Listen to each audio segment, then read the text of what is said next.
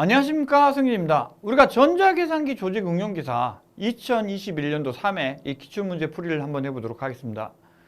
그래서 전자계산기 조직응용기사는 우리가 필기와 실기로 구성이 되어 있는데, 필기 5개의 항목, 우리가 이제 실기도 마찬가지입니다만 기본적으로 필기는 우리가 사지선행으로 나오죠.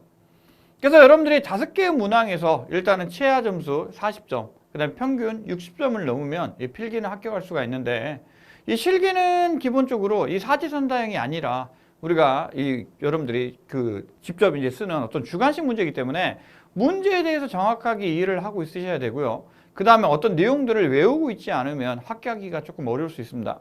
그래서 어떤 문제들이 있는지 일단 살펴보고, 이 문제라고 하는 게 문제 은행에서 많이 출제가 되고 이 기출문제에서 많이 출제가 되기 때문에 여러분들이 어떤 기출문제에 대한 이런 것들과 문제 경향에 대해서 좀 파악하고 있어야 이 필기를 또 보고 실기에도 합격을 할 수가 있겠죠. 그래서 먼저 우리가 이제 이 문제를 보면 항상 나오는 문제, 바로 이 프로그래밍 언어, 특히 이 C 언어와 어셈블러, 이러한 게 필기에서도 많이 출제가 됐었는데, 실기에서도 마찬가지로 C 언어가 일단은 많이 출제가 됩니다. 그래서 다음에 어떤 코드가 나오고 이 코드의 결과를 물어보는 문제입니다. 그래서 우리가 전체 20개의 항목 중에서 여기도 마찬가지로 평균 60점이기 때문에 12개 이상의 문제를 맞아야 합격을 하는데, 일반적으로 프로그램 문제는 아주 쉬운 축에 들어가는 문제입니다. 그래서 반드시 우리가 합격을 해야겠죠. 그래서 일단 코드를 보면 먼저 헤더 파일이 나와 있습니다. C 언어 헤더 파일, 그렇죠. 우리가 standard io.h 요게 이제 들어가는데, 안에서 뭔가 scanf라던가 이 printf, 가장 기본적인 C 언어의 함수가 사용이 됐을 겁니다. 그래서 우리가 어떤 프로그램을 분석을 할 때는 항상 메인 함수부터 일단은 분석을 해야 됩니다. 그래서 일단 메인 함수에서 변수를 지금 3개를 만들었는데, 일단 i라고 하는 변수는 정수형 변수, 인트형이죠. 그래서 초기값이 0이고, sum이라고 하는 변수도 인트형인데 초기값이 0이고, a라고 하는 변수를 만들었는데 이 a라고 하는 변수는 지금 배열로 이렇게 만들어져 있습니다. 그래서 이렇게 배열로 만들어져 있는데, C 언어에서 여러분들이 반드시 알아야 되는 거, 특히 이 기사 문제들에서 나오는 것 중에 하나가 배열의 인덱스와 관련해서 인덱스를 어떻게 접근하시냐, 이러한 문제들이 많이 나옵니다. 그래서 인덱스는 0번부터 접근을 하는데, 지금 0번에 20, 1번에 40, 그래서 인덱스 0에 20, 인덱스 1에 40, 인덱스 2에 60, 인덱스 3에 80, 인덱스 4에 100이라고 하는 5개의 값이 들어가 있는데, 우리가 이렇게 일단은 볼 수가 있을 거고, 그 다음에 for 루프가 나오는데, 기본적으로 C 언어에서 여러분들이 루프, for 루프, while, do while문, 요 3가지의 순환문을 반드시 알아두셔야 되죠. 그래서 for 루프는 세미콜론을 이용해서 요 3개로 구분이 됩니다. 그래서 일단 처음에 for 루프가 들어가면 세미콜론 제일 앞에 있는 초기식, 그래서 i는 0이라고 하는 게 들어가면서 i가 일단 0으로 초기화가 되고요. 그 다음에 두 번째, 얘 조건식이라고 부르는데, 초기식을 하고 난 이후에 조건식을 봅니다. 그래서 조건식이 참이면 안에 우리가 안을 보면 이렇게 이 중괄호로 되어 있는 애를 블럭이라고 부르는데, 블럭 안에 있는 코드를 실행을 하죠. 그래서 처음에는 i가 0입니다. 그래서 i가 0이니까, 처음에는 i가 0이니까 i가 5보다 적죠. 그래서 블럭 안에 있는 애를 실행을 하는데, sum이라고 하는 변수에다가 우리가 인덱스, 배열에 0번째 있는 애를 더하니까 sum이 몇이 되죠? 20이 되겠죠? 그 다음에 이 순환문을 돌리면 i라고 하는 값이 1로 증가를 할 겁니다. 그래서 처음에는 초기식, 조건식을 보는데, 순환문을 한번 수행하고 나서는 제일 마지막에 있는 애를 증감식이라 부르는데, 증감식을 한 후에, 그러니까 i가 1로 증가가 된 이후에 이 조건식을 봅니다. 그래서 i가 5보다 1이 적죠. 그러니까 참이니까 다시 이 for 루프 안에 있는 애를 수행을 하죠. 그래서 20에다가 그 다음에 a가, 그러니까 플러스 는은, 우리가 플러스 는은 이렇게 쓸 수 있죠. sum에 플러스 a 이렇게 하면 sum은 sum 플러스 a가 되는 거죠. 그래서 A가 20인데 새로운 값이 40이니까 이게 60이 되겠죠. 썸이 60이 됩니다.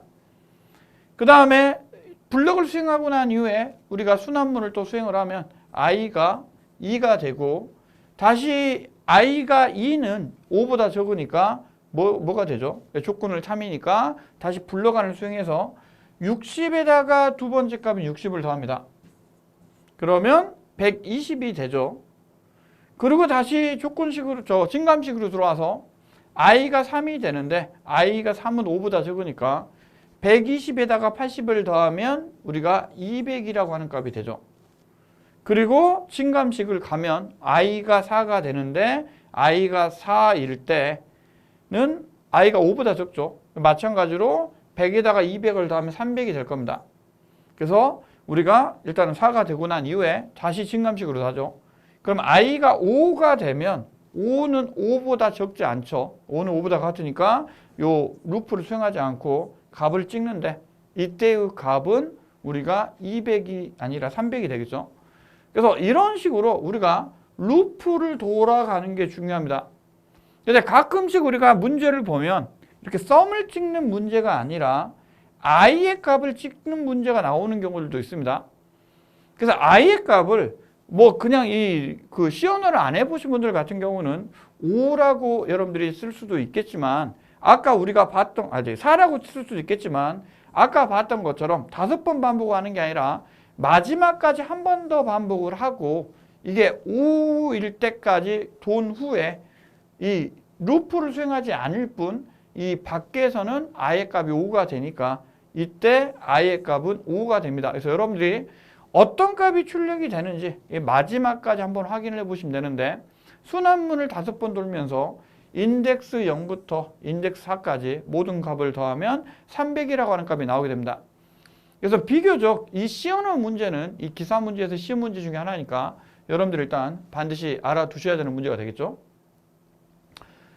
그 다음에 두 번째 문제는 이진수의 뺄셈을 해서 10진수로 변화시키는 문제입니다. 그래서 일단 이진수가 무엇인지를 알아야 되고 그 다음에 또 뭐가 필요해요? 얘를 10진수로 바꿔야 되죠. 그래서 기사 문제에서 많이 나오는 문제가 진법 변환입니다.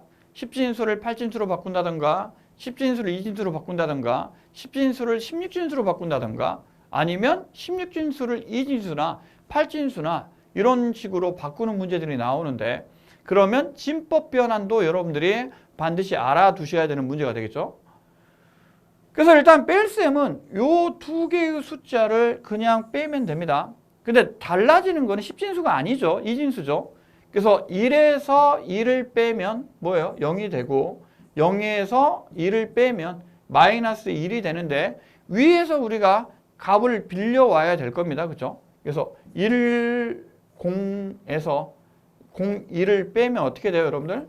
여기서는 마이너스 1이 되니까 앞에서 한 자리를 빌려오는데 얘는 여기서는 2가 되는 거죠. 그래서 2에서 1을 빼니까 1이 되는데 우리가 이제 앞쪽에서 갖고 올 때 10진수에서는 얘를 위에 있는 값을 이쪽 10으로 생각하고 빼지만 2진수에서는 앞에 있는 값이 뒤에 있는 값으로 넘어올 때 얘가 2로 생각해서 빼는 게 이 2진수라고 보시면 되겠죠. 그래서 일단 값을 빼면 뒷자릿수 빼면 되죠. 그래서 0,에서 0을 빼면 0이 되고 1에서 1을 빼면 0이 되고요. 0에서 0을 빼면 0이 되고 0에서 0을 빼면 0이 되고 10에서 1을 빼면 1이 되고 11에서 빼면 0이 되죠. 그래서 10000이 됩니다. 이게 2진수가 되죠. 그러면 밑에 자리부터 2의 0승이고 2의 1승이고 2의 2승이고 2의 3승이고 2의 4승이죠. 그래서 각각의 자릿수를 이제 더해주면 되는데 지금은 2의 3승부터 2의 2승, 2의 1승, 2의 0승은 0이니까 우리가 이제 고려해야 되는 거는 2의 4승만을 고려하면 되겠죠.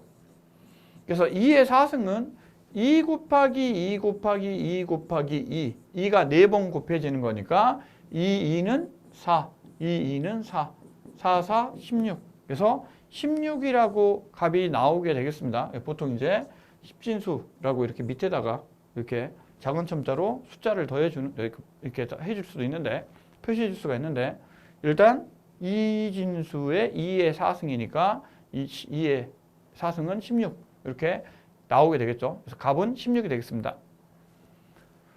그 다음에 세 번째 문제는 상대 주소 지정 방식에서 명령어의 주소가 100이고 명령어가 일단 20이라고 하는 요 값을 가질 때 유효 주소는 얼마인가 물어보는 문제입니다.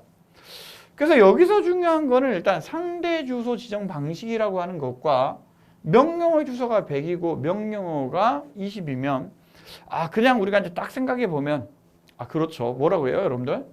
100이고 20이니까 120 정도 될 것 같다라고 생각할 수 있는데 이게 바로 이 문제의 함정입니다. 그래서 우리가 이 주소 지정 방식이 여러 가지가 있는데 여러분들이 주소 지정 방식에 대해서 일단 비교들을 전부 다 하셔가지고 일단은 알고 있어야 됩니다.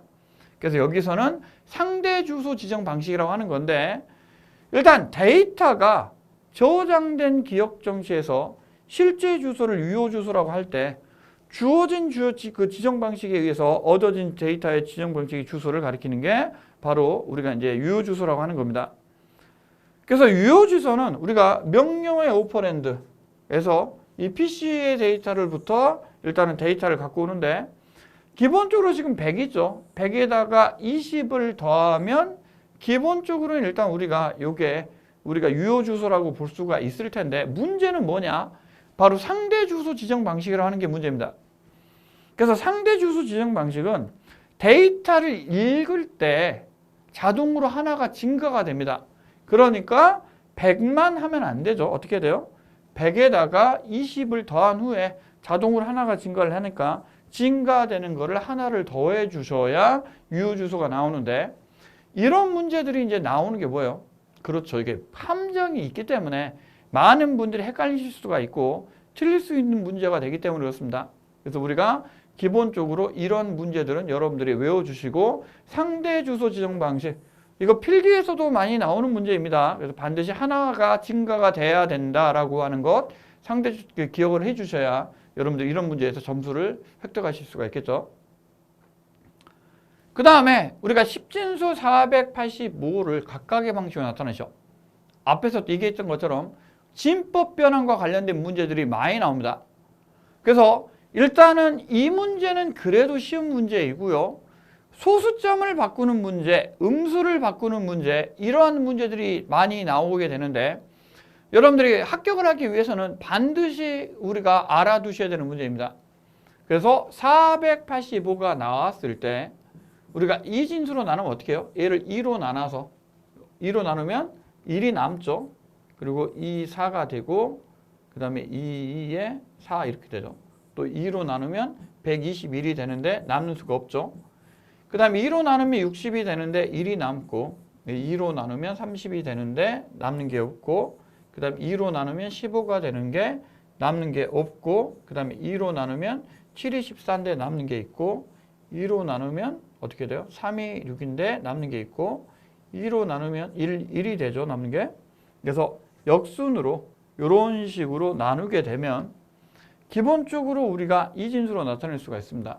그래서 1, 1, 1, 1, 0, 0, 1, 0, 1이 바로 얘의 이진수가 되겠죠. 여러분들. 그렇죠?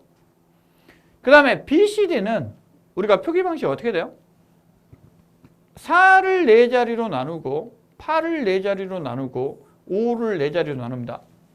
그래서 4를 이진수로 바꾸면 우리가 2의 2승이죠. 4가. 그래서 0, 1, 0, 0이 되고요.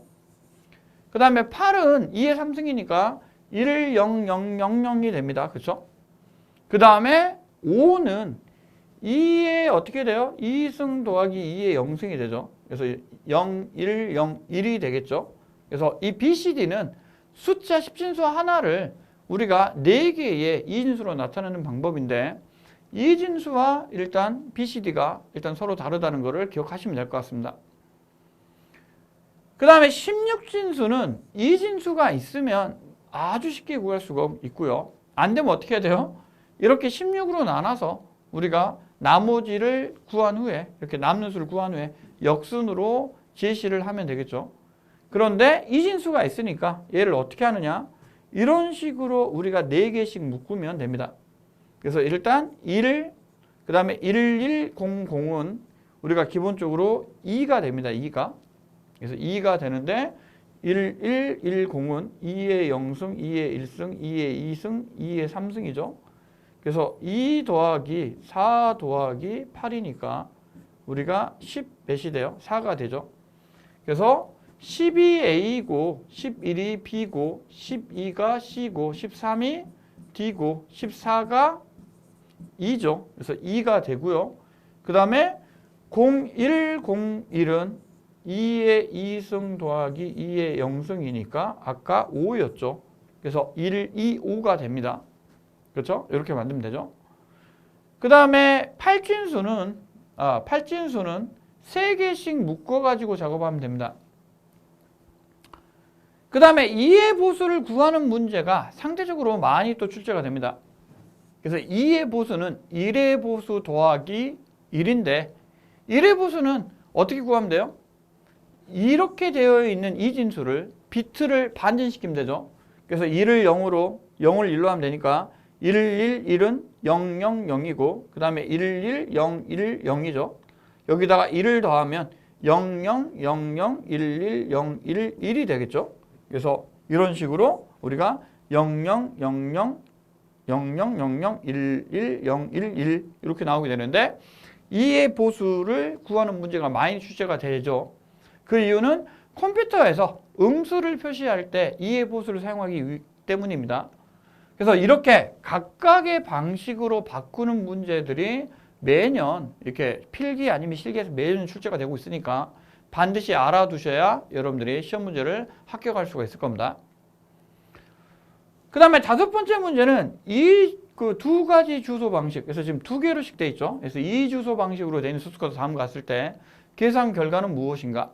그래서 우리가 뭐 0주소 방식은 우리가 스택을 이용하고 1주소 방식은 하나가 나오고 2주소 방식은 지금 2개가 나왔죠.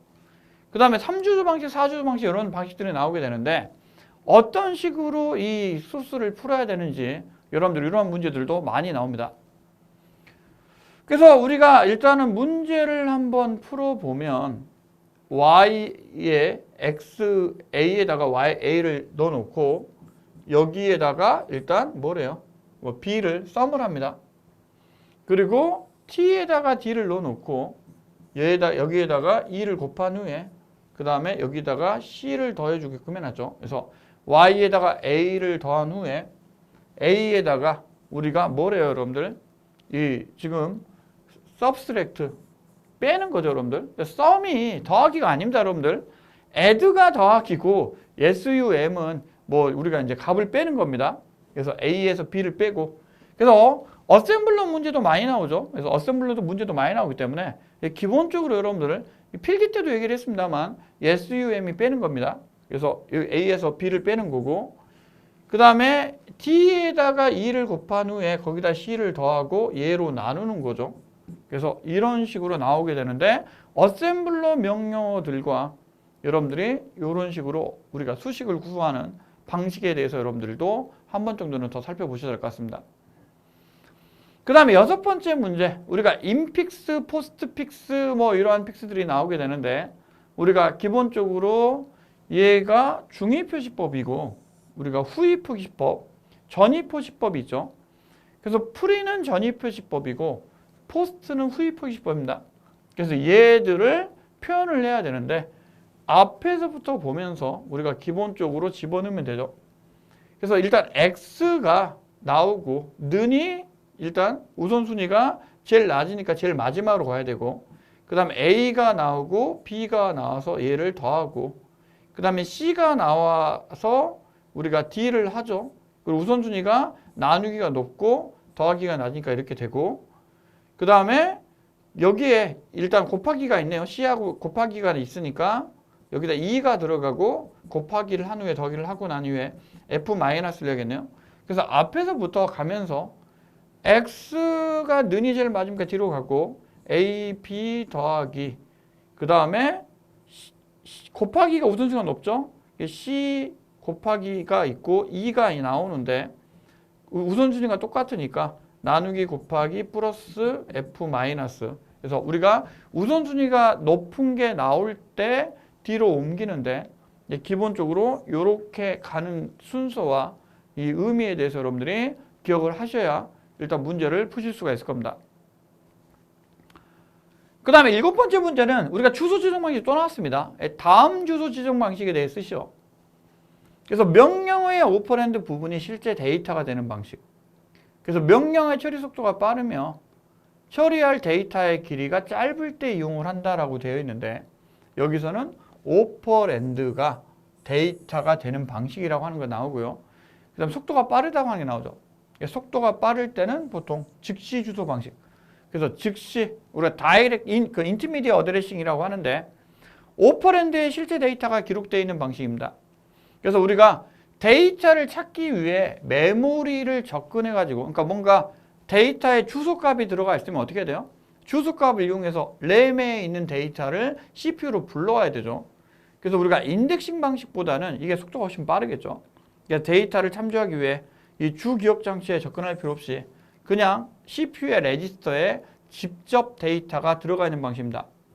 그래서 기록 장치를 억셉트하지 않고 CPU에서 바로 데이터를 이용할 수 있기 때문에 실행 속도가 빠르다라고 하는 게 이 즉시 기억 방식의 주소 지정 방식의 일단은 장점이 되길 텐데 기본적으로 주소 지정 방식에 대해서 여러분들이 어떤 것들이 있는지를 비교하시고 일단은 시험에 응시를 하셔야 되겠죠. 그래서 우리가 어떤 문제 유형이라고 하는 것들이 보통 반복해서 나오는데 이번에 뭐 즉시 지정 방식이 나왔으면 다음에는 여러 어떤 방식, 다른 방식으로 이렇게 바꿔져서 나올 가능성이 있습니다. 그래서 일단 그 문제만 풀어보지 마시고 이 문제에 대해서 일단 여러분들이 정리를 하셔야 다음에 시험 보실 때 좀 유리하게 보실 수 있을 겁니다. 그 다음에 다음에 실행하는 코드는 무엇이냐? 일단 우리가 BCD 코드를 인접 비트를 XOR로 변해서 만든 코드. 그래서 입력 장치, AD 변환 장치, 그 다음에 주변 장치 등의 숫자를 표현할 때 사용을 하고 한 비트씩만 변하기 때문에 오류 발생도가 낮다. 이거 쉽죠, 여러분들, 그렇죠? 그래서 얘는 그레이 코드입니다. 얘 그레이 코드는 앞에 있는 숫자에서 우리가 XOR에서 어때요? 같으면 0, 다르면 1. 그래서 XOR이라고 하는 게 이런 거죠. 그래서 이 그레이 코드는 숫자를 표현하는 이진 표시 방법 중 하나로 IO, 그러니까 입출력 장치나 AD 변환기, 이 주변 장치들에서 많이 표현을 하는데 앞에 있는 숫자와 뒤에 있는 숫자를 우리가 XOR해서 같으면 0, 다르면 1을 출력합니다. 그래서 1과 0은 다르니까 1이 출력이 되고 0과 0은 같으니까 0이 출력이 되고 0과 1은 다르니까 1이 출력이 되는데 다음과 같은 바이너리 코드들 우리가 앞에 있는 인접 비트를 XOR 해가지고 출력할 수가 있는데 이러한 코드를 이 그레이 코드라고 부릅니다. 그래서 우리가 숫자를 표현할 수 있는 방식으로 여러분들이 뭐 이진법, 그 다음에 그레이 코드, 뭐 BCD 코드 여러 가지 코드 방법들이 나와 있고요. 그 다음에 앞에서 각각의 이러한 코드들을 요 변환하는 것과 관련된 것들이 돼서 나와 있는데 여러분들이 이러한 것들을 일단 좀 보셔야 될 겁니다. 그래서 10진수 0은 2진수로 0000 이게 BCD니까 우리가 4자리로 표시가 될 텐데 000 표시가 되는데 얘들은 앞과 뒤가 전부 다 0이니까 다 0이겠죠. 그 다음에 1은 0001로 표시가 되는데 앞과 뒤가 같은데 마지막만 01이니까 1이 나올 거고 그 다음에 2는 0010인데 0010은 앞에 거 그대로 내려오어서 0을 쓰고요. 0과 0은 같으니까 0이고 그 다음에 0과 1은 다르니까 1이고 그 다음에 1과 0은 다르니까 1이 되죠. 그래서 BCD 코드와 그레이 코드가 2가 틀리고요. 3 같은 경우에는 0011인데 0이 그대로 내려오고 00은 같으니까 0이고 우리가 01은 다르니까 1이고 그 다음에 11은 같으니까 0이 되겠죠. 그래서 이 바이너리 코드와 이 그레이 코드가 2하고 3이 이렇게 뒤집어져 있습니다. 요렇게 조금 다르죠, 여러분들. 그래서 이러한 문제, 서로를 비교하는 문제들 같은 것들이 많이 출제가 되니까 이러한 것들 어떻게 바뀌는지 그래서 이진수를 우리가 10진수를 이진수로 바꾸는 문제 그 다음에 이진수를 그레이 코드로 바꾸는 문제 이러한 문제들과 관련해서 여러분들이 각각의 코드에 대해서 이렇게 설명할 줄 알아야 되고요. 그 그 다음에 이렇게 우리가 변환하는 방법들에 대해서 어느 정도 숙지를 하고 있어야 문제를 푸실 수가 있습니다. 그 다음에 컴퓨터 구조 쪽에서 우리가 이제 마이크로 프로세서에서 롬에 대한 문제가 나왔습니다. 그래서 롬은 우리가 EEP롬, 뭐 P롬, 그 다음에 그냥 뭐 이런 마스크롬 이런 거 같은 게 나오게 되는데 제조 광적에서 마스크를 사용하여 논리회로를 구현한 방식으로 변경이 불가능하다. 마스크가 나왔죠, 여러분들?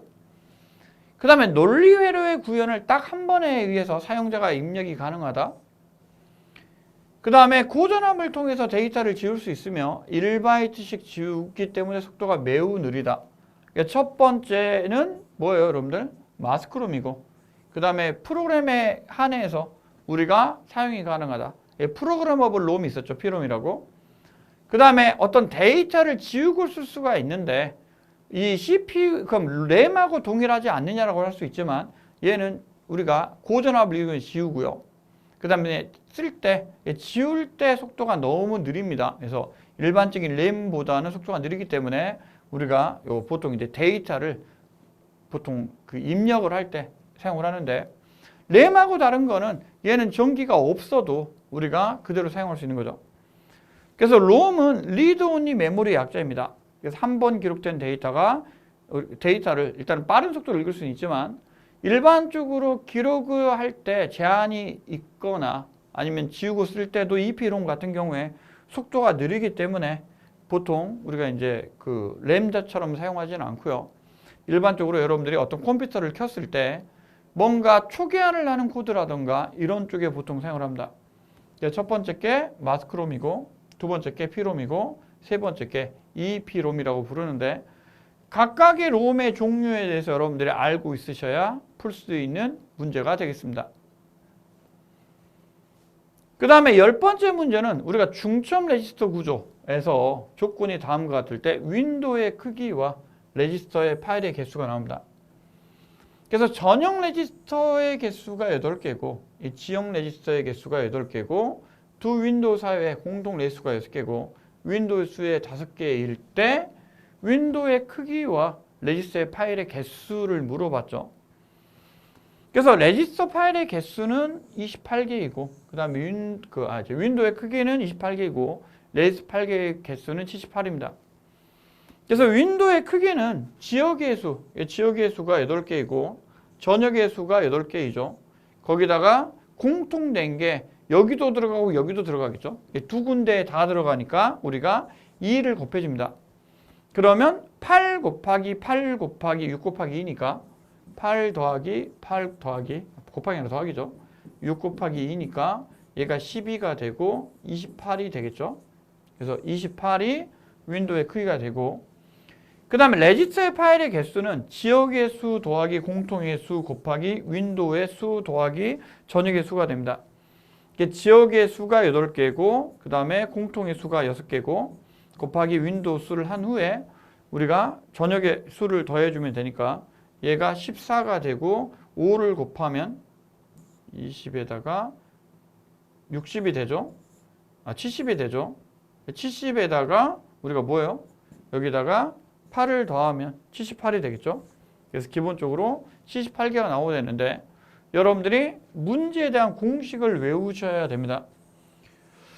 그래서 일반적으로 이렇게 외우셔야 되는 공식들이 몇 가지가 있습니다. 그래서 주로 이제 나오는 문제들이 있는데 이러한 문제들에서 여러분들이 어떤 공식들을 외워주셔야 되겠습니다. 그래서 우리가 이제 필기 같은 경우에는 이 사제 선택하기 때문에 찍는 게 가능합니다. 대충 이제 우리가 아닌 것들을 몇 개 골라놓고 둘 중에 하나를 이렇게 찍어가지고 확인할 수가 있습니다만 실기는 그게 안 되죠. 그래서 여러분들이 물론 이제 60점이라고 하는 어떤 우리가 이제 성적이 만점을 맞아도 되긴 하지만 기본적으로 60만 넘으면 합격이 되나요? 그래서 60점을 넘는 방법을 이용하셔도 하실 때 어떤 선택과 집중의 문제도 있습니다만 기본적으로 그래도 기출 문제로 나오는 문제들은 다시 나올 확률이 있으니까 이런 문제들은 반드시 여러분들이 확인을 해주시는 게 좋을 것 같습니다. 그 다음에 11번째 문제는 이 진리표라고 하는 게 나옵니다. 그래서 우리가 이 컴퓨터 구조에서 이 카르노 맵이라고 하는 게 나오는데 이러한 것들을 이용을 해서 일단 최소화할 논리식을 쓰셔. 그러면 여기서 나와야 되는 거는 여러분들이 카르노 맵을 그려야 되고, 그 다음에 논리식과 관련해 가지고 일단은 우리가 최적화되어 있는 논리식을 구해내는 게 중요하겠습니다. 그래서 입력값과 출력값이 있게 되는데, 우리가 입력값이 3개죠. 그 출력값이 하나입니다. 요걸 이용해 가지고 일단 확인을 할 수가 있는데, 그러면 보통 그릴 때 이렇게 우리가 이렇게 그려 주셔야 되는데, A하고 B가 들어갈 거와 C하고 D가 들어갈 부분이 있는데, 지금 C하고 D가 들어갈 부분이 C밖에 없으니까 우리가 보통 하나로 이렇게 표시를 해 줄 수가 있습니다. 그래서 A, B를 보면 0, 0, 0, 1, 1, 0, 1, 1이 있고, C는 0하고 1밖에 없겠죠. 그러면 이런 식으로 우리가 일단 표를 그려줍니다. 그렇죠? 그래서 0, 0, 0일 때 0, 0, 0일 때 1이고 0, 0, 1일 때 0, 0, 1일 때 0입니다. 그렇죠? 그 다음에 0, 1, 0, 1, 0일 때 1이고, 그 다음에 0, 1, 1일 때 밑에인데 0이고, 그 다음에 1, 0, 0일 때가 0이고, 1, 0, 1일 때 1이고, 그 다음에 1, 1, 0일 때가 0이고, 1, 1, 1일 때 1이죠. 그래서 이런 식으로 우리가 이 포함 관계를 가질 수가 있게 되는데, 일단 C가 0일 때 B의 값과 관계없이 A의 값이 마이너스이고 C가 1일 때 요게 들어가게 되죠. 근데 이게 지금 2개가 들어가니까 여기에다가 이 조건인데, 얘도 마찬가지죠, 여러분들. B의 값에 관계없이 A가 참일 때와 C가 참일 때, 여기는 지금 C가 0이니까 마이너스죠. 그래서 요 2가지 조건에 의해서 요게 진리식이 참이 되는데, 이런 식으로 우리가 요 진리식을 단순화할 수가 있겠습니다. 그래서 이 카르노 맵을 사용하는 문제는 반드시 한 문제 정도씩 거의 나오는 것 같습니다. 그래서 매년 한 문제 이상 나오는 것 같은데, 여러분들이 일단 어떤 식으로 일단 최적화가 되는지도 한번 확인해 보셔야 되고, 논리식을 구하는 문제들, 물론 우리가 이제 이 문제를 그냥 포기하겠어 이렇게 할 수 있지만, 매번 나오는 문제에 대해서는 여러분들이 어떤 식으로 가는지 이렇게 우리가 이제 최소화하는 법칙에 대해서 한 번 정도는 더 고민을 해보시고, 그리고 몇 번 기출 문제가 여러 번 나왔으니까 이런 문제들을 한 번씩 더 풀어보시고 아마 시험에 임하시면 좋을 것 같습니다. 그 다음에 12번째 문제는 5비트 정보를 이용해서 짝수 페리티를 이용한 해밍 코드로 변환하시오가 나옵니다. 뭔가 이제 좀 어려운 게 나왔죠.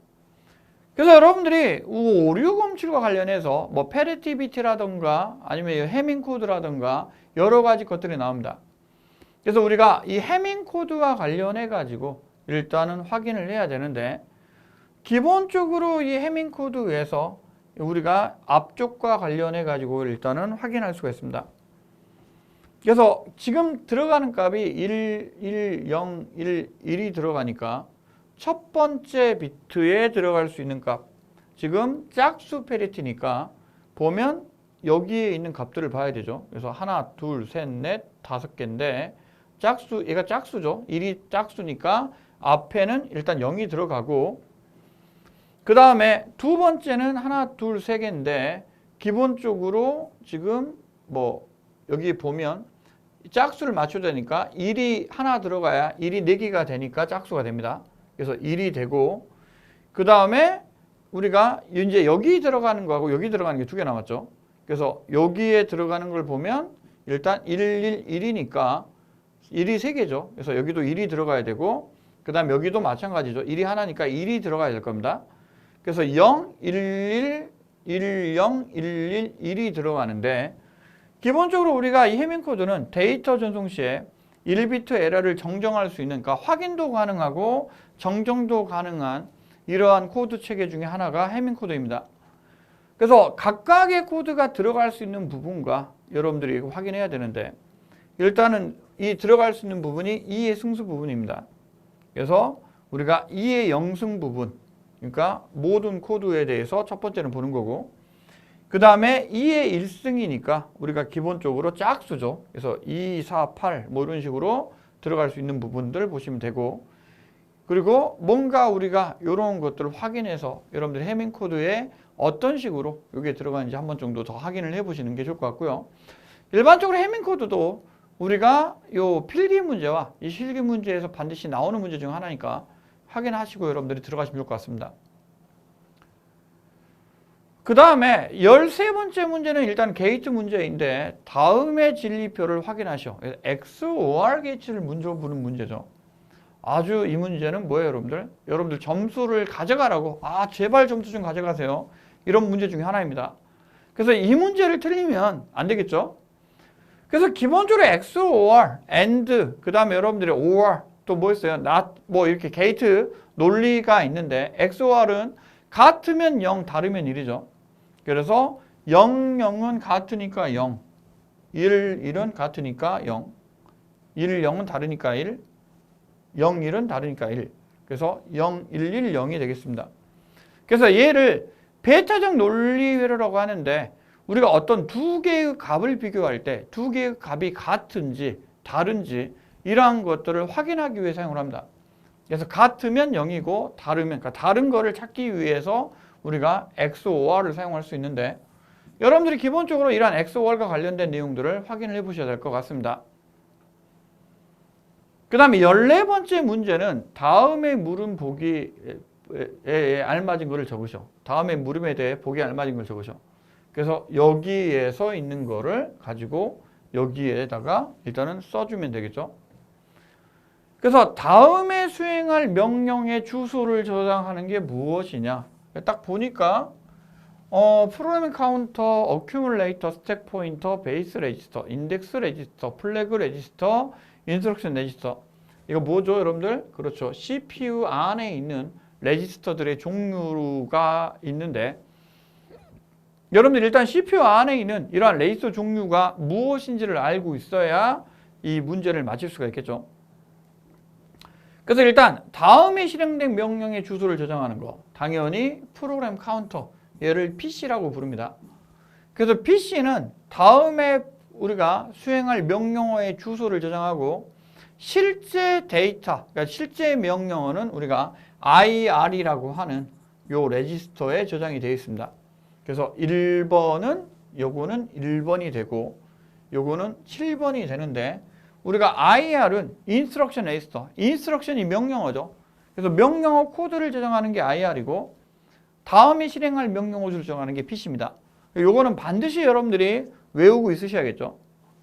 그 다음에 AL의 보조 레지스터로 이 결과의 결과값을 임시적으로 저장하는 거, 얘를 AC라고 부르죠. 그래서 어큐뮬레이터라고 부르는데 요것도 여러분들이 기본적으로 외우셔야 되는 문제입니다. 그 다음에 서브리진의 호출이나 인자 전달 같은 경우에 기본적으로 함수를 호출하면 우리가 스택이라고 하는 자료 구조를 이용을 하죠. 그렇죠? 그러니까 당연히 스택, 얘를 SP라고 부르는데 스택 포인터를 이용을 하고요. 그 다음에 CPU에서 산술 논리의 연산의 결과로 캐리, 부호, 오버플로우 상태, 상태를 저장하니까 상태, 플래그죠. 플래그 레지스터에 저장을 합니다. 그 다음에 주소 저장 기법에 이 색인 주소 저장 기법이라고 하는 게 있습니다. 색인 주소 저장 기법에 사용되는 우리가 레지스터인데 기존의 주소와 인덱스 레지스터의 둔값을 합쳐서 유효 주소를 만들어낸다. 여기서 인덱스 레지스터 나왔네요. 그렇죠? 당연히 5번일 거고요. 그냥 여러분들한테 나 맞아주세요 라고 이렇게 답을 던져준 거고요. 그 다음에 기준 주소에 사용하는 레지스터. 기준이 뭐예요, 영어로? 기준 주소. 베이스죠, 여러분들. 그렇죠? 영어를 알면 바로 맞출 수 있는데 뭐 그냥 베이스 레지스터입니다. 기준 주소에 사용하는 레지스터로 이 레지스터의 값과 명령에 지정한 오프셋으로부터 유효 주소를 만들어낸다. 그래서 유효 주소를 만들어낼 때 앞에서도 여러분들한테 이 주소 계산하는 방법들 별도의 한 문제가 출시가 되었습니다만 여기서도 마찬가지로 관련된 레지스터를 물어보는 문제들이 있습니다. 그래서 우리가 어떤 시험의 유형을 보면 이러한 시험의 유형들이 나오게 되는데 여러분들이 컴퓨터 구조 안에 있는 어셈블러, 그 다음에 레지스터, 뭐 동작 방법들, 이러한 것들을 알고 있으셔야지만 이러한 문제들을 여러분들이 풀어나가실 수가 있겠죠. 그 다음에 15번째 문제는 서브 프로그램, 부 프로그램에서 주소의 전달 방법 중에 원본값의 주소를 전달하는 방식을 무엇이라고 부르는가? 와, 이거 너무 쉽죠, 여러분들? 그렇죠? 그래서 우리가 데이터를 전달하는 방법이 여러 가지가 있죠. 그래서 우리가 call by value가 있고, 그 다음에 call by 우리가 reference가 있고, 그 다음에 call by 뭐 name 같은 게 있는데, 우리가 이제 C나 C++은 call by value와 call by reference를 많이 사용을 합니다. 그리고 파이썬이나 다른 언어들은 뭐 call by name이라든가 뭐 여러 가지 사용을 하는데, 우리가 이 call by value는 여러분들이 일반적으로 함수를 사용을 할 때, 뭐 printf 같은 함수를 사용할 때 사용하는 방법입니다. 그래서 우리가 뭐 예를 들어서 함수의 인자로 우리가 이제 뭐 f라고 하는 함수를 만들었을 때 int a라고 되어 있으면 우리가 함수를 호출할 때 여기에는 값이 들어가죠.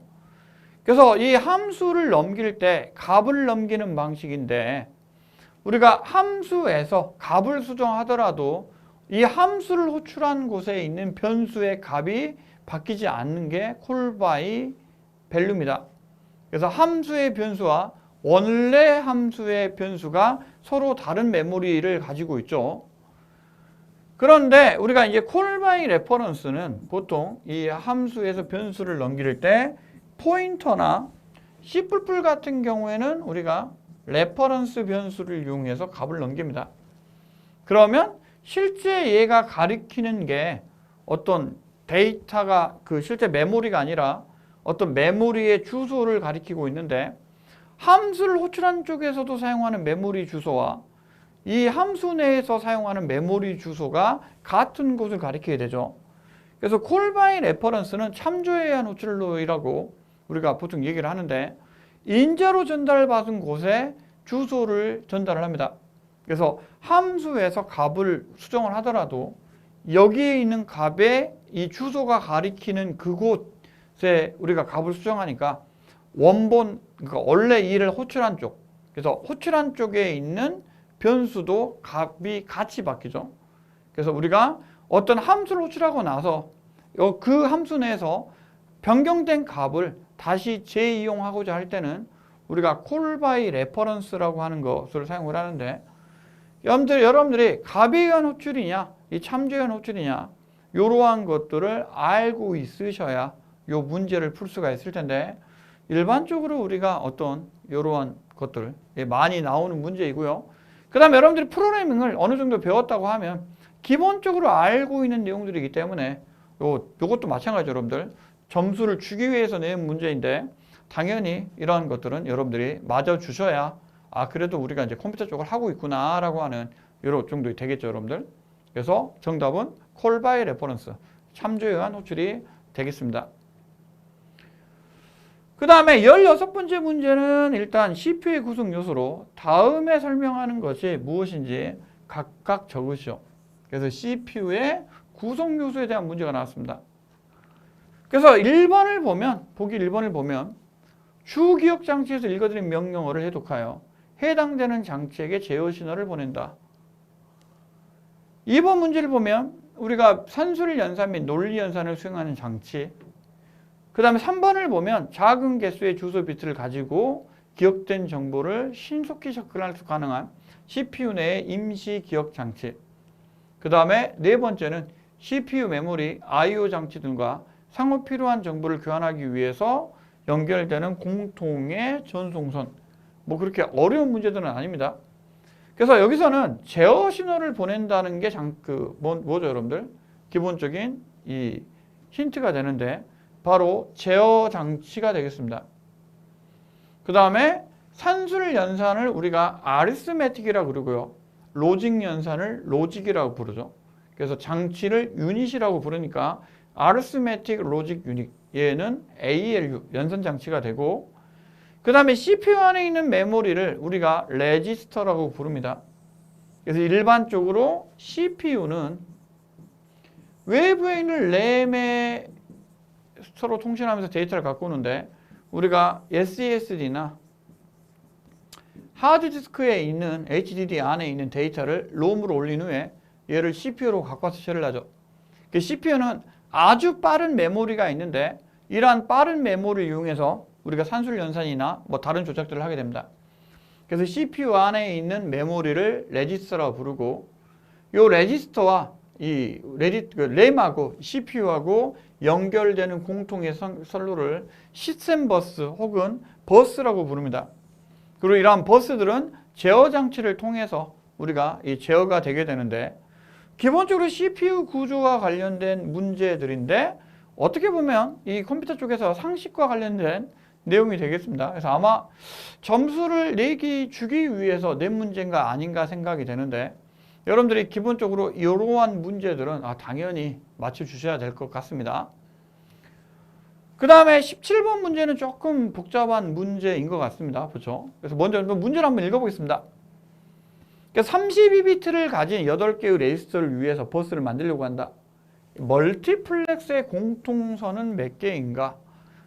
생각해보니까 이게 그렇게 어려운 문제인 것 같기도 하지만 멀티플렉서를 아시는 분은 딱 나오죠. 몇 개예요, 여러분들?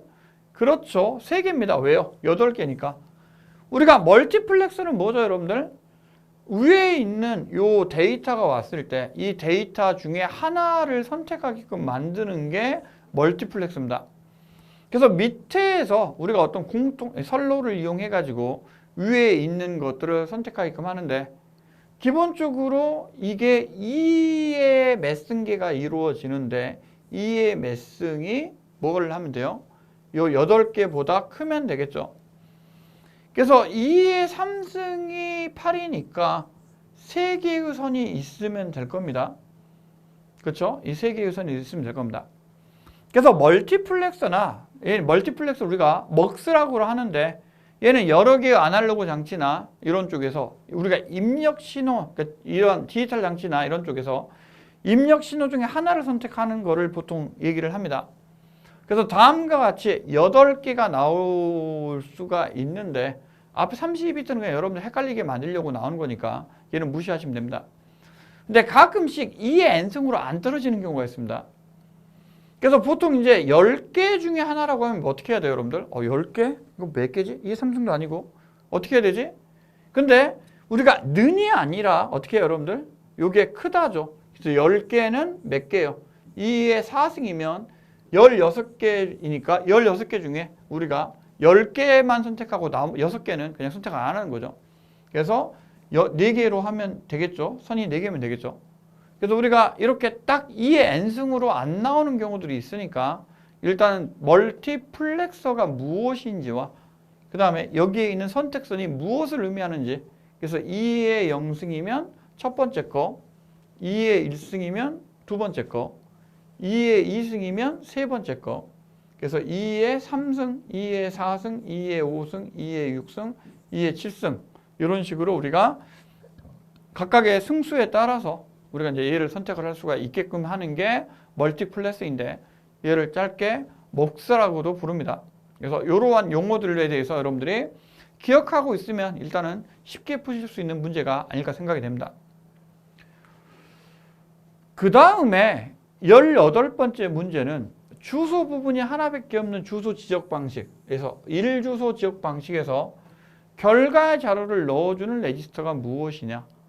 그래서 우리가 2주소 지역 방식은 앞에서 문제가 하나 나왔었죠. 그래서 1주소 지역 방식은 우리가 기본적으로 어떤 명령어에 대해서 이러한 값을 하나밖에 못 쓰는 게 1주소 지역 방식입니다. 그래서 예를 들어서 add 하시고 우리가 뭐 30을 하면 기존에 있는 값에다가 30을 더해서 값을 저장을 해야겠죠. 그래서 이러한 우리가 값들을 저장하는 중간 장치로 이용하는 게 앞에서 보기로 한번 나왔습니다. 그죠, 여러분들? 얘를 accumulator라고 부른다. 중간의 기억 장치는 accumulator. 이렇게 이제 외워주시면 되는데, accumulator를 우리가 누상기라고도 부릅니다. 영어 그냥 해석한 거죠, 여러분들? 그래서 컴퓨터 CPU 안에 있는 레지스터 중에 하나인데 중간 산술 논리의 결과를 이 저장하는 레지스터라고 보시면 되는데 기본적으로 여러분들이 AC라고도 표시를 하는데 우리가 요거를 외워두셔야 여러분들이 요 주관식이니까 당연히 맞힐 수가 있겠죠.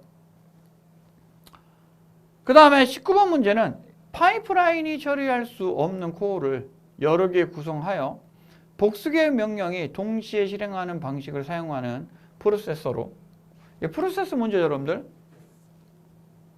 한 클럭 사이트에 그래 동시에 두 개의 명령어를 인출하는 프로세서는 무엇인가? 그래서 여러분들이 뭔가 이 컴퓨터 구조와 관련된 문제들이 많이 나오는데 아무래도 조금 그렇게 쉬운 문제는 아니죠. 우리가 외우고 있어야 되기 때문에. 그래서 여기서는 파이프라인을 처리할 수 있는 코어를 여러 개를 구성하여 복수개의 명령을 동시에 실행하는 방식 이렇게 나오고, 얘를 사용하는 프로세서가 나오고, 한 사이클에 동시에 두 개의 명령을 인출하는 프로세서는 무엇인가? 그래서 얘를 슈퍼스칼라 프로세서라고 부릅니다. 그래서 용어를 외우셔야 되는데 이 슈퍼스칼라는 CPU 내에 파이프라인 여러 개를 두어 명령을 동시에 실행하는 기술입니다. 그래서 이 ILP를 최대한 적용해서 실행하면 이 CPU 처리 속도가 빨라지게 되는데 이 파이프라인은 뭐예요, 여러분들? 여러 개의 명령을 이렇게 병렬로 수행할 수 있도록 만드는 거죠. 그래서 하나의 사이클당 일단은 기본적으로 하나의 명령어를 완료할 수가 있는데 이 슈퍼스칼라 프로세서는 파이프를 여러 개 라인을 이용하면서 독립적으로 명령어를 수행할 수가 있기 때문에 이 명령어에 우리가 이 실행 순서를 프로그램의 실행 순서와 다르게 처리할 수가 있게 되는데 우리가 어떤 CPU의 구조 중에서 많이 나오는 문제 중에 하나가 아닐까 싶습니다. 다음과 같은 문제를 여러분들이 기억하고 있으셔야 아마 문제를 푸실 수 있을 것 같은데, 그래서 19번째 문제는 바로 이러한 어떤 컴퓨터 구조. 그래서 여러분들이 어떤 CPU의 이 코어를 구성하는 방식이나 레지스터, 그 다음에 이러한 문제들이 계속 많이 출제가 되고 있기 때문에 이러한 문제들과 관련해서 알아두셔야 되고요. 예, 가끔씩 이 CPU의 어떤 클럭 사이클 내에 처리할 수 있는 속도라든가 시간 같은 걸 또 계산하는 문제들이 나옵니다. 그래서 우리가 이제 이런 문제들에 대해서도 여러분들이 어떤 공식 같은 거를 외워두셔야 되는데 우리가 한 번은 보셔야 될 것 같죠. 그 다음에 마지막 문제가 바로 이 문제가 되겠습니다. 그래서 우리가 어떤 시언어 문제가 첫 문제로 나오고요. 또 마지막 문제로 나왔죠. 그래서 지금 20개 문제 중에 두 문제라고 하는 거는 상당히 이 많은 문제입니다. 그래서 여러분들 어떤 유형들을 잘 보셔야 되는데 우리가 어떤 컴퓨터 구조에서 CPU 레지스터와 관련된 문제가 두 문제가 있었고, CPU 구조와 관련된 문제가 있었고, 어셈블러 관련된 문제가 두 문제가 있었고, 그 다음에 카르노 맵이라던가 그 다음에 진법 변환 문제가 두 문제가 있었죠. 그 다음에 XOR이라든가 이러한 어떤 기본적인 문제들이 일단은 나왔었는데 20개의 문제들 중에서 어떤 문제들을 유형들을 파악을 하셔야 됩니다. 그 중에 프로그램 문제가 일단은 많이 나오기 때문에 이러한 문제들을 조금씩 더 한 번 정도는 봐주시면 좋겠죠. 그래서 일단 코드는 아주 그렇게 복잡한 코드는 아닙니다. 그래서 먼저 우리가 당연히 헤더 파일이 있는데 우리가 입출력을 위한 기본 헤더 파일 standard.io.h가 있죠. 그리고 보통 시스템 헤더 파일은 꺽쇠로 붙이고 사용자 헤더 파일은 여러분들이 만든 헤더 파일은 큰 덤프로 붙이는데 이러한 것들도 시연해서 알아두셔야 될 것 같고요. 그 다음에 메인 함수는 일반적으로 이 표준이 int형으로 반환하기 때문에 마지막에 return 제로를 넣는데 반환되는 타입과 int형의 타입 앞에 있는 타입이 동일해야 되죠. 그래서 int는 정수값을 의미하게 되는데 0을 반환하니까 기본적으로 int형을 사용을 합니다. 그 다음에 C언어나 C++는 일단 메인 함수 시작이 되는데 이러한 문제들을 또 나오기 때문에 뭐 가로를 비워놓고 채운다든가 나오기 때문에 뭐 당연히 여러분들이 프로그램 하셨으면 뭐 틀릴 거라고 생각하지 않습니다만 일단 알아두셔야 되겠습니다. 그 다음 안을 보시면 우리가 드디어 뭐예요? 이중 배열이 나왔네요. 그래서 이중 포인터, 이중 배열, 삼중 포인터, 삼중 배열하면 머리가 아파지는데 일단 이중 배열을 보면 일단 안에가 배열의 배열이라고 보시면 되겠죠. 그래서 안을 보니까 하나, 둘, 세 개, 네 개. 네 개의 요소가 있고 각각의 요소는 어떻게 됐어요, 여러분들? 문자열로 구성이 되어 있습니다.